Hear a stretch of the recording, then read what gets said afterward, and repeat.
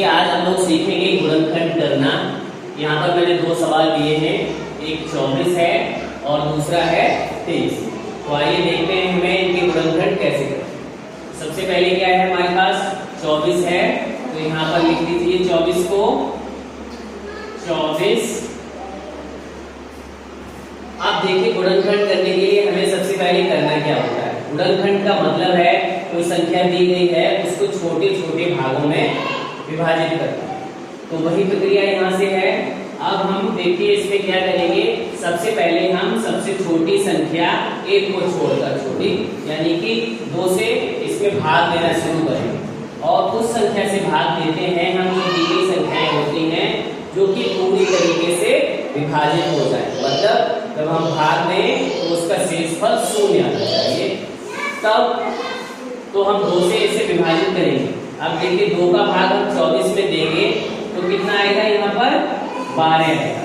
24 में 2 का भाग देने पर 12 बार जाता है और 0 शेषफल आता है। या तो आप यहाँ करके इसे देख सकते। देखिए 24 दिया गया है, अगर इसमें 2 का भाग दिया जाए तो 2 का भाग देते हैं तो एकल 2 घटाएंगे, कुछ नहीं बचेगा, 4 को उतारेंगे यहाँ पर और 2 दूनी 4। देखिए कुछ भी शेषफल बचा क्या, नहीं बचा। इस तरीके से तो अब हम 2 का भाग इस संख्या में दे सकते हैं जो कि कितनी बार गया, 12 बार गया, उसको मैंने यहाँ लिख दिया। इसी तरीके से बार बार हम तब तक प्रोसेस करते हैं जब तक कि इस संख्या में 1 नहीं आ जाता। तो अब देखिए 2 से फिर से हम इसको विभाजन करेंगे तो 2 छक 12, 6 बार जाएगा। फिर 2 से 2 3 6। अब देखिए अगर हम 2 का भाग 3 में देते हैं तो 2 एकल 2 और घटाएंगे 3 से 2 को तो क्या बचेगा, एक शेषफल बच जाएगा। इसका मतलब है कि अब 2 से भाग नहीं जा सकता, तो किससे जाएगा, 3 से जाएगा। 3 एकल 3 एक बार जाएगा। अब यहाँ पर क्या हो गया, 1 आ गया।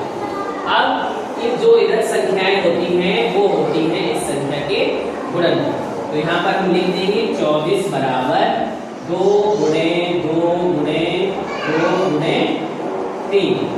ये सब क्या हो गए, इसके गुणनखंड। इस तरीके से हम किसी भी संख्या के गुणनखंड किया। क्लियर? अब देखिए 30 दिया गया, 30 का गुणनखंड क्या करना हो तो लिखेंगे यहाँ पर 30। किससे विभाजित करेंगे, सबसे पहले 2 से विभाजित करेंगे। कितनी बार जाएगा, 15।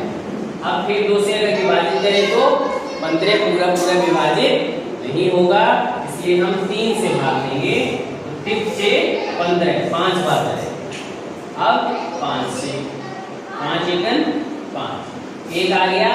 जब 1 आ जाता है वहीं पर हम प्रोसेस बंद कर देते हैं और जो इधर संख्याएं जितनी भी संख्याओं से हम इसमें भाग देते हैं वो सब उसके क्या हो जाते हैं, गुणनखंड। 2 गुणे 3 गुणे 5 और हम गुणा का चिन्ह लगाकर उसे लिख देते हैं। मतलब अगर इन तीनों संख्याओं का गुणा किया जाएगा तो कितना आएगा, 30 आएगा। इससे 2 3 6 6 5 30।